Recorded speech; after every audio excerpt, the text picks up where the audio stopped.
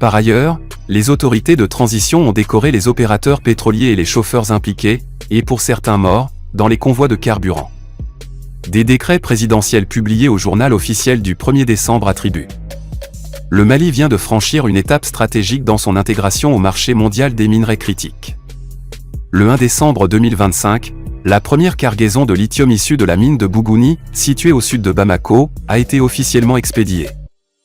Au Mali, les 2 journalistes de la télévision d'État ORTM enlevés le 14 octobre dernier par le JNIM apparaissent dans une vidéo diffusée le soir du lundi 1er décembre par le groupe djihadiste.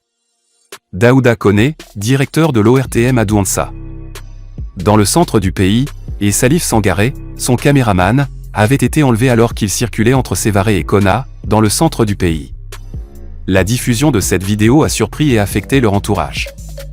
Ni les autorités de transition, ni l'ORTM, ni les organisations de journalistes du pays n'ont communiqué officiellement sur cet enlèvement. C'est dur de voir ça, ça fait très mal. Chez les journalistes de l'ORTM joints par RFI, les vidéos ont fait l'effet d'un choc. On y voit Daouda Koné et Salif Sangaré en boubou, devant un tissu masquant leur environnement, l'air accablé, même s'il semble bien portant.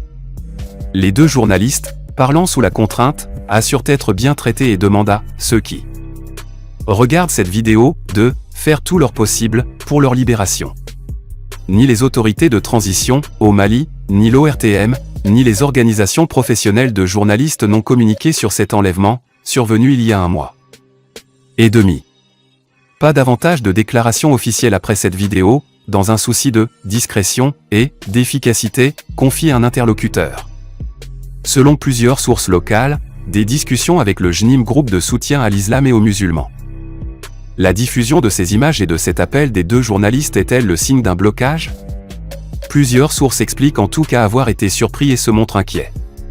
On espère retrouver nos collègues sains et saufs bientôt, conclure. Des distinctions honorifiques à 16 dirigeants d'entreprises pétrolières et responsables syndicaux, à 31 chauffeurs blessés, à titre posthume, à 27 chauffeurs tués sur les routes maliennes, dont 3 Ivoiriens et un Burkinabé. Face à l'afflux de réfugiés maliens, la Côte d'Ivoire renforce ses frontières. Abidjan renforce sa frontière nord face à l'exode des civils qui fuient les violences au Mali, anticipant une crise humanitaire durable. Face aux violences dans leur pays, des centaines de Maliens trouvent refuge en Côte d'Ivoire. Au Mali, la situation sécuritaire demeure préoccupante, notamment dans le sud du pays. À Loulouni, à une 50aine de kilomètres seulement de la frontière ivoirienne. Des combats opposent les terroristes du JNIM aux chasseurs traditionnels d'Ozo. Face à ces violences, de nombreuses familles fuient. Plusieurs centaines de personnes ont déjà trouvé refuge ces derniers jours dans le nord de la Côte d'Ivoire. L'afflux de réfugiés maliens est concentré dans la région du Tchologo. Difficile pour l'instant d'en mesurer l'ampleur, les opérations de recensement viennent à peine de débuter, confie un humanitaire.